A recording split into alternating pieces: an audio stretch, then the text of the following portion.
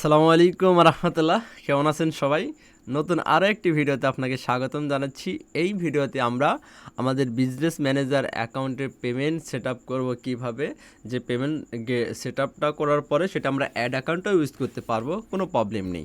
তো চলুন আমরা সেই বিষয়টাকে আলোকপাত করি।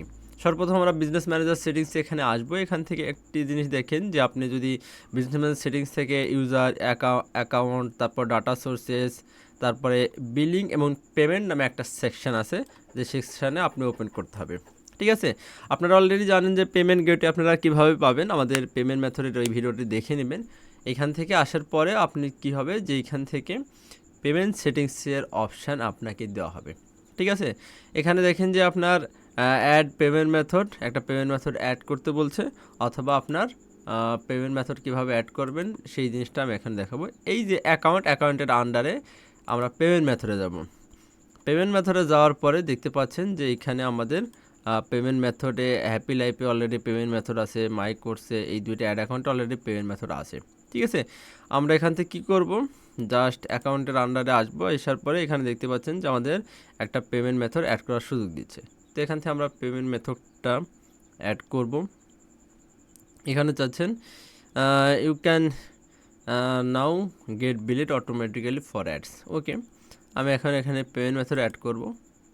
অ্যাড করার জন্য এইখানে দেখতে পাচ্ছেন আপনার কার্ড নেম এখানে ভিসা কার্ড দিলেও সমস্যা নেই।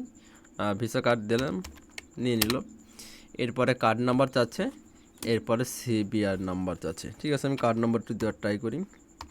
এই যে কার্ড নাম্বার দিচ্ছে, এখানে আপনার কার্ড নাম্বারটা লিখবেন, এইখানে আপনার সিভিভি কোড লিখবেন, আর এখানে সিভিভি কোড 3টা হবে, আর এখানে মান্থ আপনার কার্ডের পাশেই দেওয়া থাকবে। ঠিক আছে, এই দুইটা লেখার পরে সেভ করলেই অটোমেটিক্যালি আপনার যদি ডুয়েল কারেন্সি হয় কার্ড, তাহলে কার্ডটা সুন্দরভাবে নিয়ে নেবে।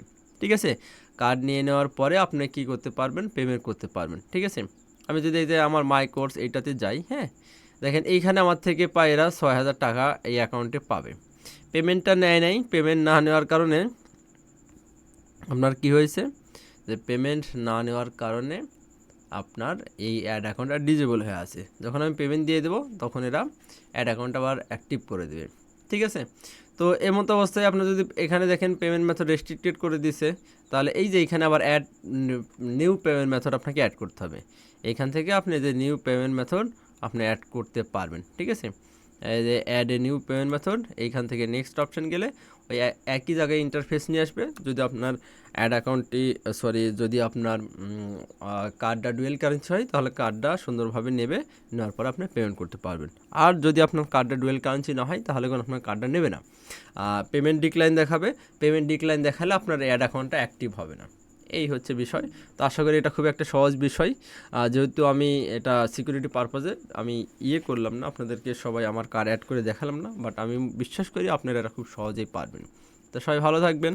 পেমেন্ট মেথড নিয়ে যদি কোনো কোশ্চেন্স থাকে তাহলে আমাদেরকে জানাবেন। নিজের যত্ন নেবেন। আসসালামু আলাইকুম ওয়া রাহমাতুল্লাহ।